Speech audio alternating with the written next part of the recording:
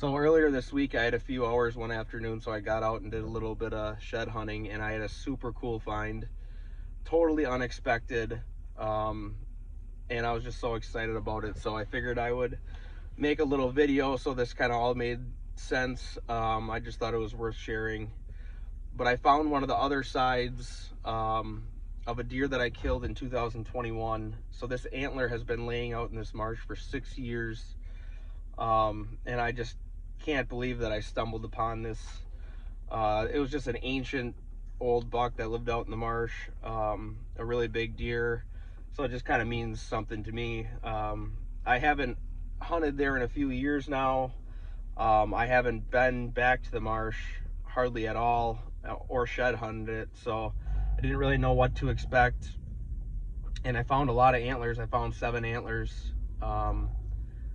Which actually puts me at 43 antlers for the year, and I only found 42 last year, and like this is when I just started shed hunting. So pretty good year with this warm weather so far. So I hope you guys like this little video. I just thought it's a pretty cool story with this big old deer out on some public land. So since I found this shed the other day, I've just been looking through like old pictures and videos and stuff, and like the video of when I found that antler 4 years ago in 2020. And he spent so much of his time on public land, which is crazy because there's probably just so many people that have trail camera pictures and shed antlers, and even the guys on private. Like I am aware of like 4 or 5 different private landowners that this deer spend time on their property. So like I'm sure there's so many people that wondered like whatever happened to that deer or whatever, which is just crazy. And I'm still finding stuff from that deer today. So I'll run through this like time frame as fast as humanly possible, because it's like the most confusing story ever, but like pretty cool one that I'll probably never have happen to me again. So I'm gonna run through this real quick. So 2019, I start hunting in this marsh. I killed a really good buck in Wisconsin, which is in the other room. I went to Minnesota that year and I killed that deer. It was a really good year. And then trapping that year, I find this buck dead in the marsh, just an absolute giant, just shy of 190. Winter of 2019, I get a picture of a giant deer. Turns out it was the beast buck. I just knew nothing about that deer at the time. Then going into shed hunting, so it'd be spring of 2020, I get into a whole bunch of big antlers in this bedding area. I find this antler, this giant match set. Best 3 minutes of shed hunting I've ever had. Matched them up, baby. Bingo, baby.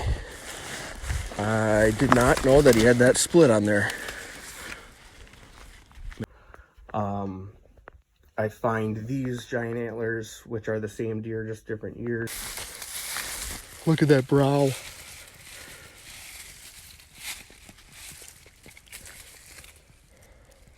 Oh my gosh. I just re-walked this bedding area that I already walked. And then I find the beast buck's antler. So the antler that I just found the other day is the other side to this. This shed went 85 1/8, so he was probably maybe a touch over or a touch under 190. This looks like an absolute mega giant old antler. Are you kidding me? Are you kidding me? How does this go unfound?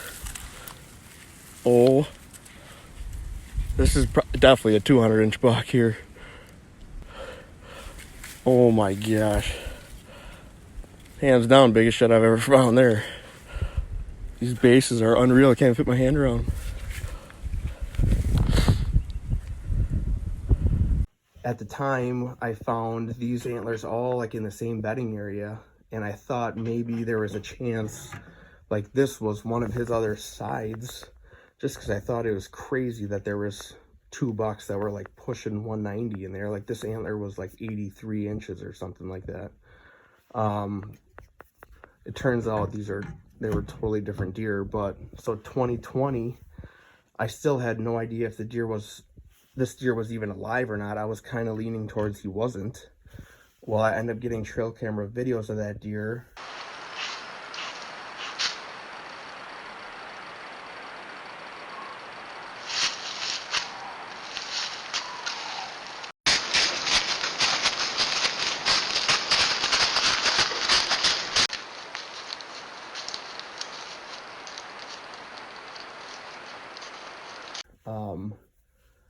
Then I kill him in 2021. I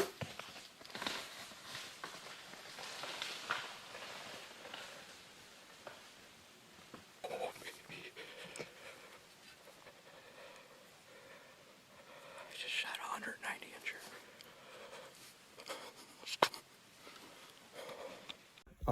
And then stuff just comes out of the woodwork. I got pictures sent to me of this deer with this antler on his head in 2017, which is insane. I also get pictures sent to me of this deer in velvet, which is crazy. They're not the greatest pictures, but they're, I mean, it's awesome because it confirmed that this was in fact the beast buck, just because he has the same scars on his forehead and everything. He wasn't quite done growing at the time. He didn't have that drop on his main beam yet, but he was close. So he had like a triple brow on the other side. This is the antler I just found. And I see a great big old antler here. Holy cow. This thing is ancient. I definitely would have found this. This is the other side to the beast buck, I'm pretty sure. Unbelievable. I found the beast buck's antler like right over here. I'm almost positive this is his other side. This thing is probably like 5 years old. I swear coyotes must move these things around because this is right in the wide open here. Unbelievable. Yeah, and there's this bone laying next to it. I can almost guarantee you coyotes moved this. Here's another bone laying right here. This must be like a spot that coyotes come and lay in the sun here. I'm almost certain this is the beast buck's other side. Unbelievable. Which kind of sucks because it's chewed off above the brow, but still just so awesome. I mean, this deer is just ancient. I mean, he could have been born like when I was in freaking Afghanistan, or like, I don't know, coming back from Afghanistan in 2011. Like, who knows how old this deer actually is. I assumed he was a minimum of 9.5, but he could have been older. I don't know. Just such a gnarly deer and such a crazy year, that shed hunting of 2020. Like, just getting into some giant antlers. Like, even when I was out there the other day, I stumbled upon another giant old antler, this buck right here.